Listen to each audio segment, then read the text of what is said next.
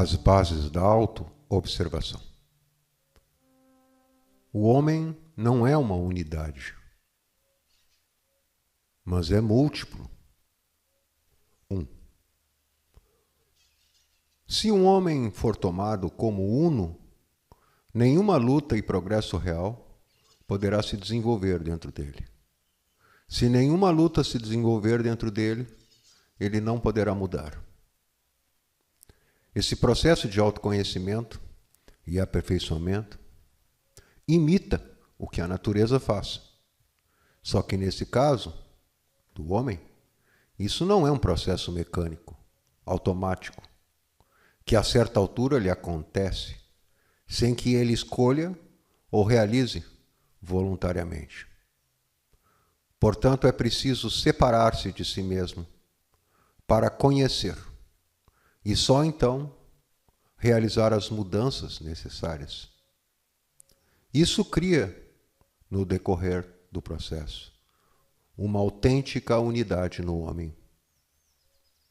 Dentro de nós, somos muitos. E pouco a pouco esses muitos se transformam completamente em uma unidade sagrada com o divino, com o transcendental, com o superior dentro de nós. Se nós, assim, voluntariamente executarmos. Mas por que isso acontece? Mudar significa que se supõe, claramente, a possibilidade de se transformar em algo diferente, no caso aqui, algo melhor. Portanto, se é possível nos transformarmos em algo precisa ser transformado. E algo precisa fazer isso acontecer dentro de nós. São, no mínimo, dois entes ou duas forças contrárias.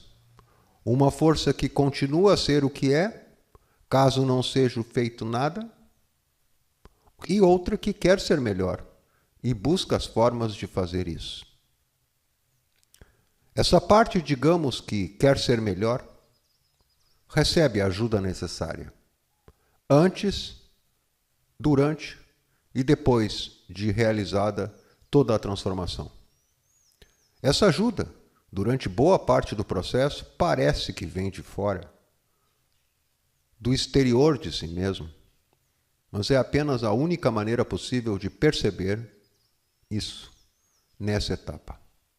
Depois de uma série de trabalhos conscientes e esforços bem-sucedidos, no meio de inúmeras tentativas mal-sucedidas, a percepção é corrigida. E o que vinha aparentemente de fora de nós mesmos, como ajuda, aí pode ser experimentado como vindo de dentro de nós mesmos, num nível muito elevado de nós mesmos. 2. Se um homem supõe que só existe uma parte que nele age, pensa e sente, isto é, um eu permanente, então ele não pode compreender que deveria haver uma coisa que comanda e outra que obedece. Ou uma que quer mudar e outra que quer permanecer atuante e automaticamente repetitiva.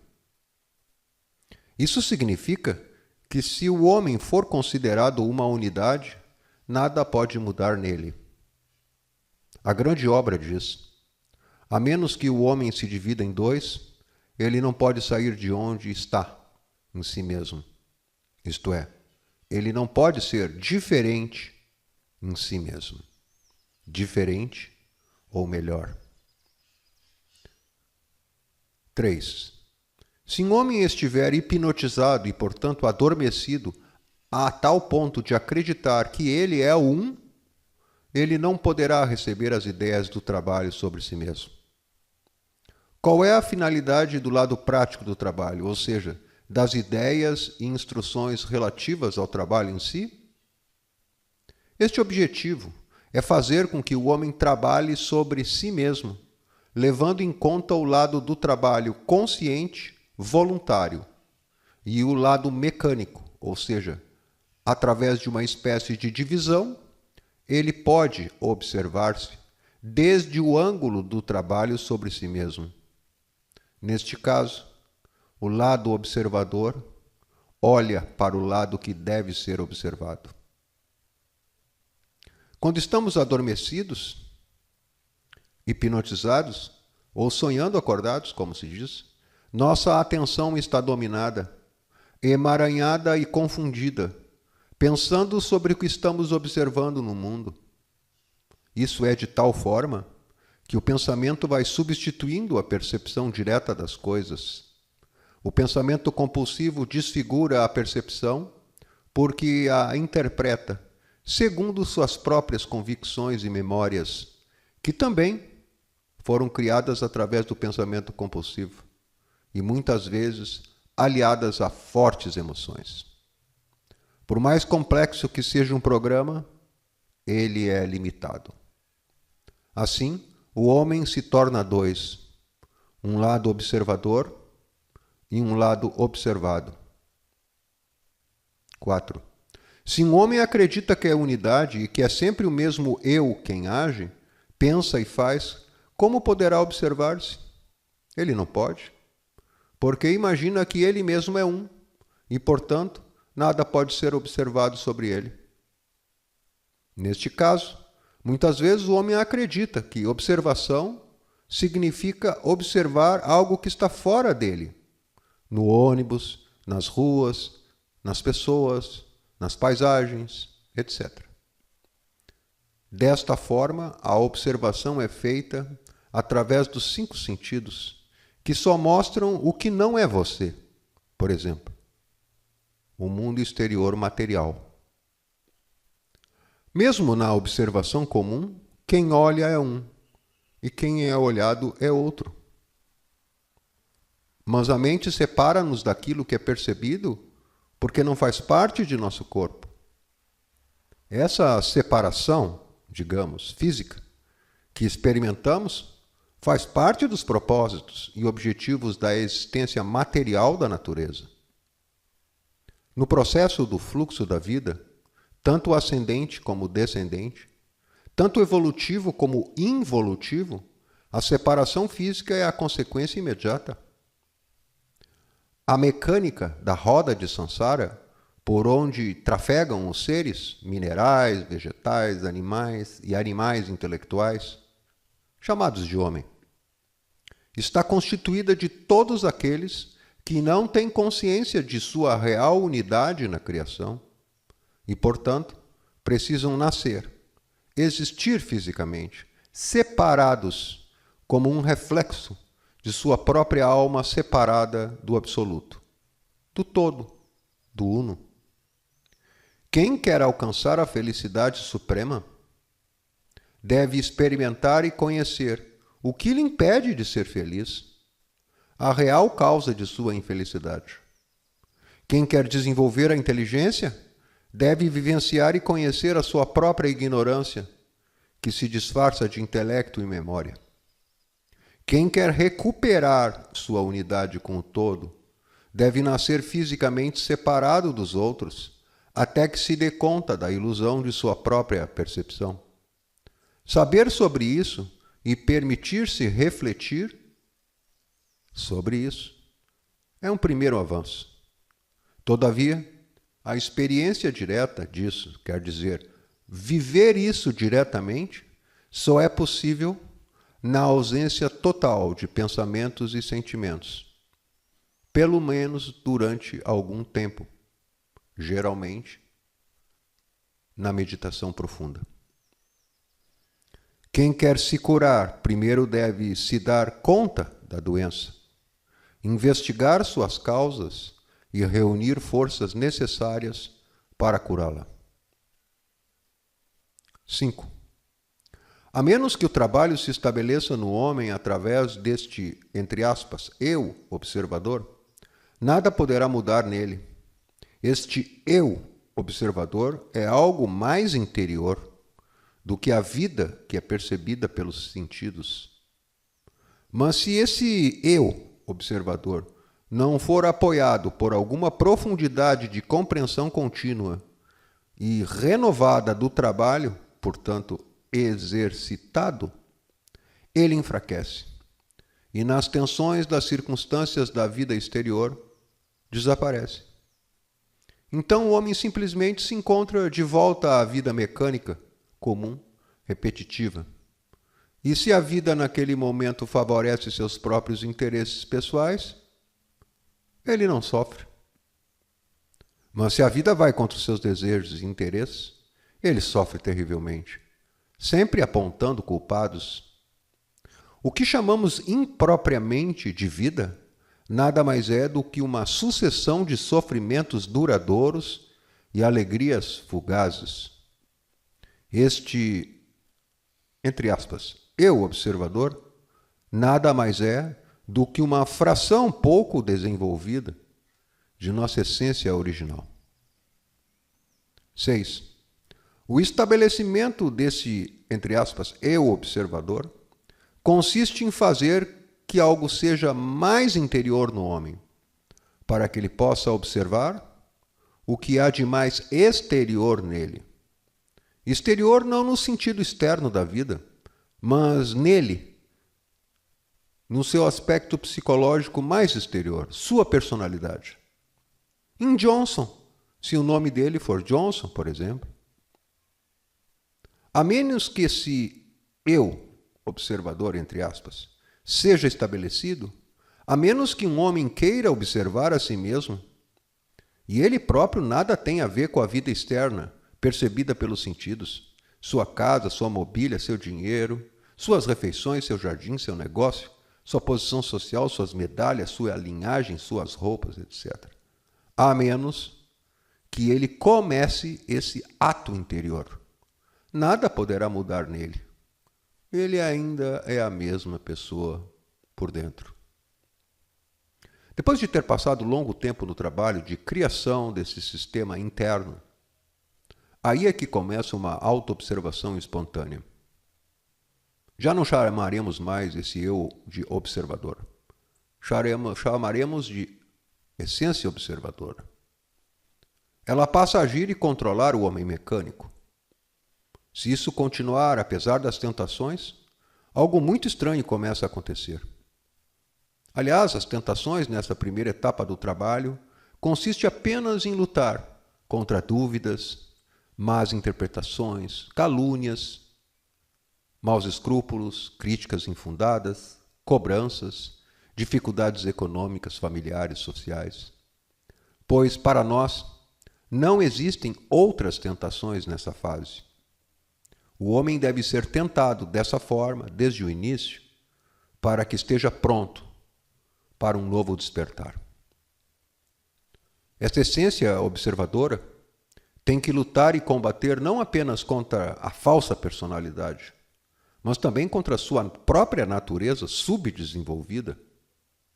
Se isso ficar mais forte, apesar de seus contínuos fracassos, outra parte de seu ser se aproxima. Chamemos ela de mordomo, criado. Ela pertence a algo que está acima do homem.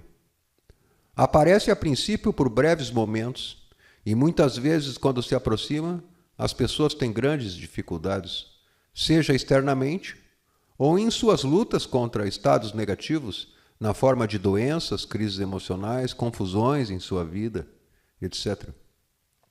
Esse mordomo, entre aspas, vem de um nível diferente.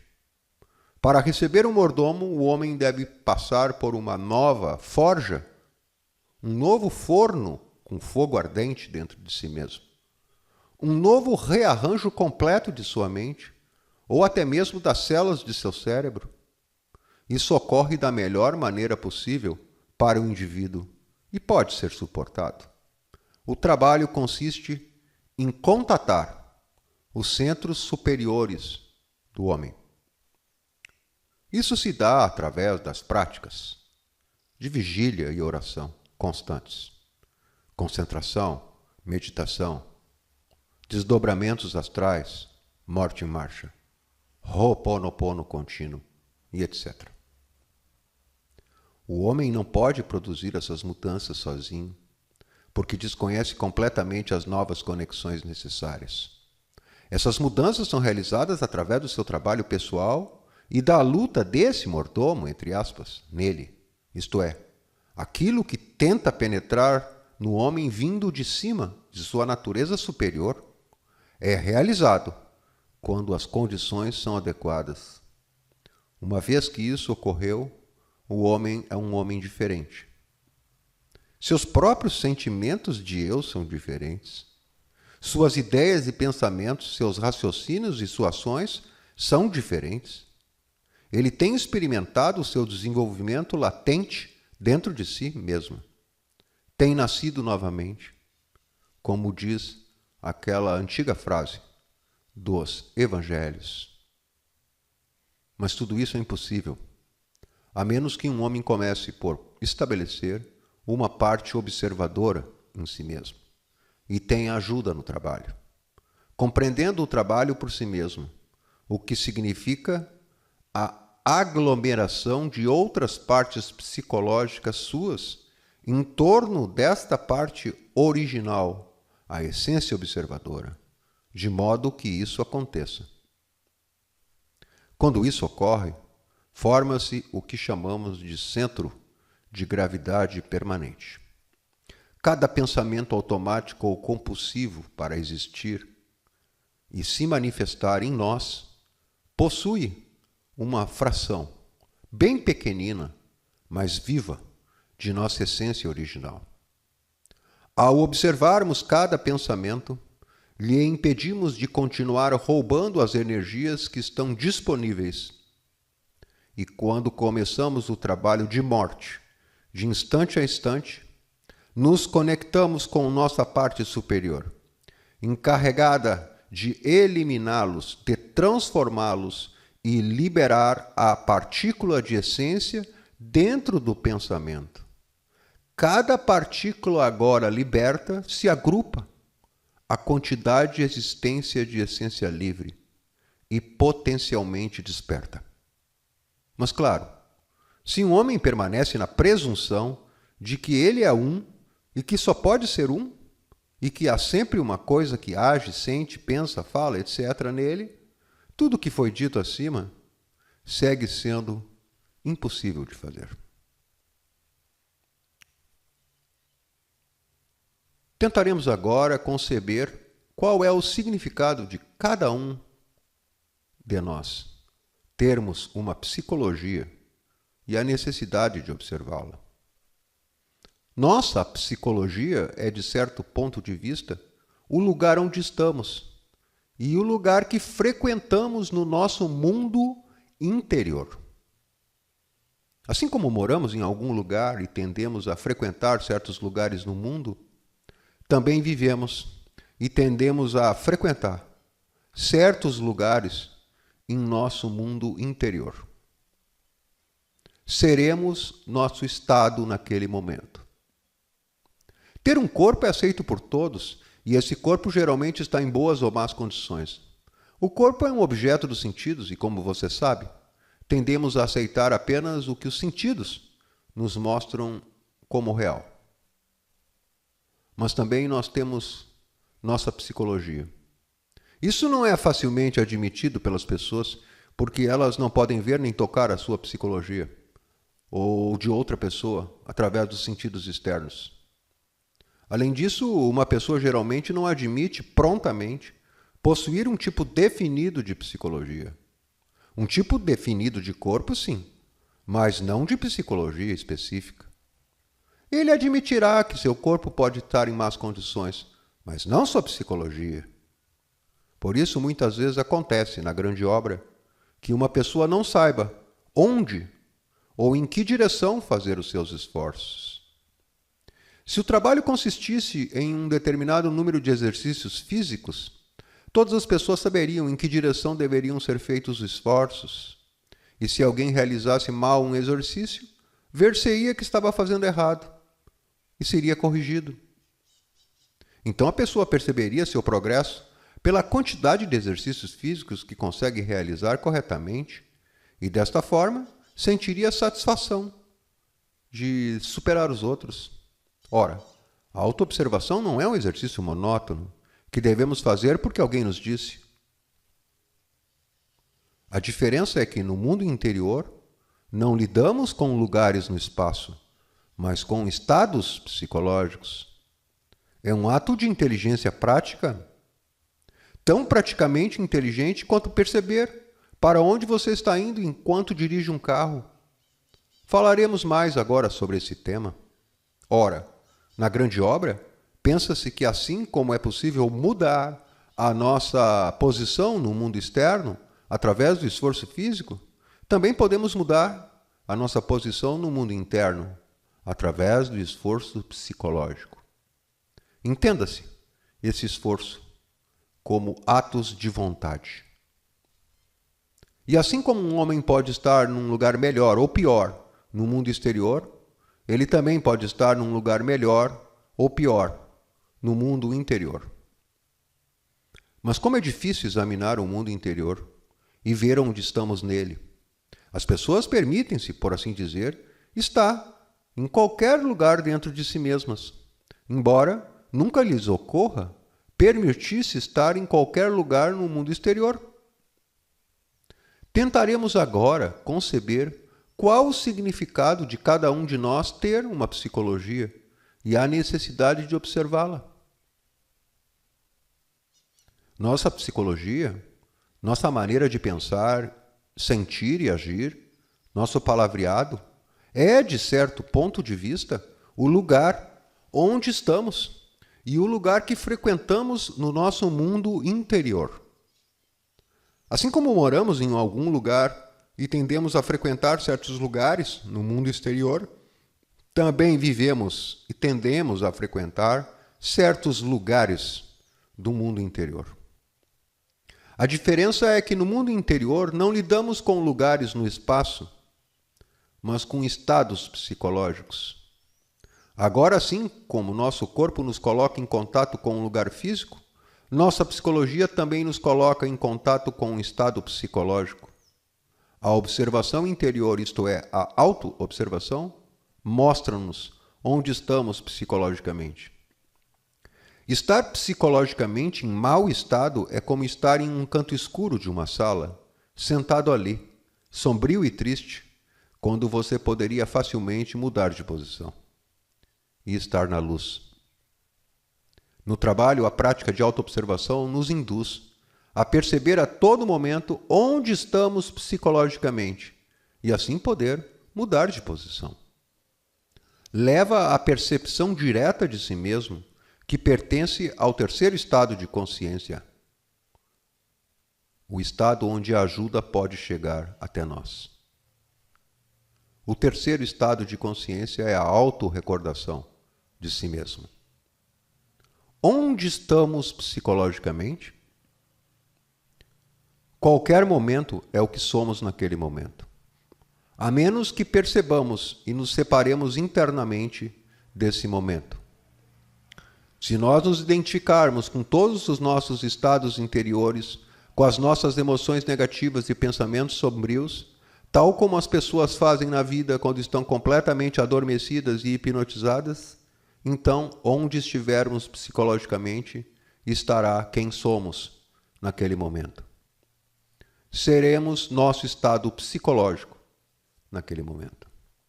Ora, a autoobservação não é um exercício monótono que devemos fazer porque nos foi dito. Como foi dito já antes, é um ato de inteligência prática. Se alguém não observar nada sobre si mesmo, não apenas não evitará nada em si mesmo, e, portanto, repetirá sua vida dia após dia, e sempre se encontrará nos mesmos estados, mas também pensará que seus estados internos são normais e naturais, e os únicos possíveis, e os consideraremos garantidos. Você apenas esperará que sua vida mude, mas não você mesmo. Dessa forma, a pessoa se recusará a acreditar que possui uma psicologia, em todos os sentidos da palavra, embora admita ter um corpo, que possui suas peculiaridades próprias. Saiba que esta grande obra é um ensinamento sobre a vida, como ela acontece, em que ponto obscuro do universo vivemos, etc. No entanto, Suponho que todos vocês acreditem que o que está acontecendo agora é algo excepcional.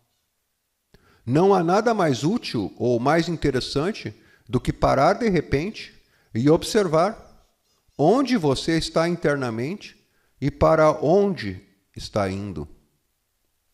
Se o fizer, começará a ver que tipo de psicologia é a sua e que tendências lhe pertencem e o que as mantém em relação a você. Você começará a perceber que o que está sempre disposto a fazer internamente. Quando você passa a ver tudo isso não como você mesmo, não como um eu, mas como um conjunto, como sua psicologia, você poderá começar a se afastar disso e assim mudá-lo. Mas se você não admitir que tem uma psicologia e chamar de eu todos os estados aos quais ela o leva, você não irá a lugar nenhum.